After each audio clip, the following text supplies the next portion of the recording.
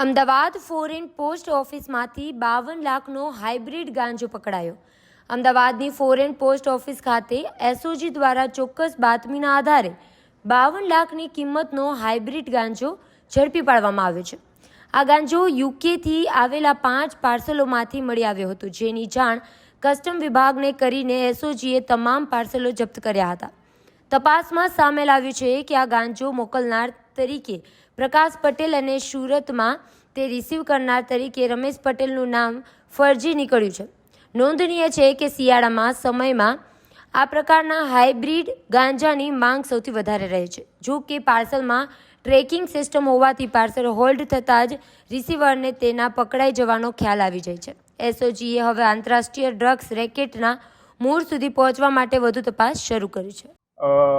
કેટલાક પાર્સલોમાં ડ્રગ્સ આવી રહેલ છે, જે હાઇબ્રિડ ગાંજા નામનો એક જે ગાંજો છે એ આવી રહેલ છે, જે માહિતી આધારે પંચો સાથે કસ્ટમ ફોરેન પોસ્ટ ઓફિસમાં જઈ કસ્ટમ ઇન્સ્પેક્ટર શ્રી ને મળી અને એક લેખિત રિપોર્ટ આપી આ પાર્સલો ચેક કરવા માગતા કુલ 6 પાર્સલ કે જેમાં બિસ્કિટ પણ હતા અને 6 પાર્સલમાંથી ટોટલ 525 ગ્રામ 0.800 મિલીગ્રામ ગાંજો, જેની કિંમત 52,850,000 થાય છે, જે કબજે કરવામાં આવેલ.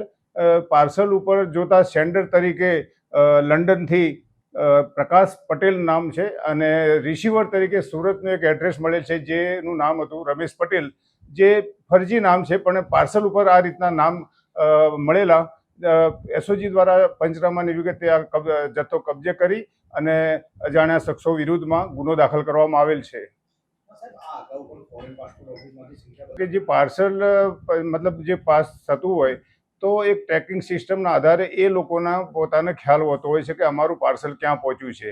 જ્યાં સુધી કસ્ટમમાંથી ક્લિયર થઈ લોકલ પોસ્ટ ઓફિસમાં આવે, લોકલ પોસ્ટ ઓફિસથી સુરત પોસ્ટ ઓફિસ ઉપર પાર્સલ આવે, એ પછી એ લોકો મૂવ થતા હોય છે. જ્યારે પાર્સલ હોલ્ડ થઈ જાય ત્યારે એ લોકોને ખ્યાલ આવી જતો હોય છે કે પાર્સલ હોલ્ડ થયું છે, કંઈક શંકાસ્પદ છે, જેથી એ લોકો રિસીવ કરવા માટે આવતા નથી હોતા, જેથી આ આરોપીઓ પકડાતા નથી.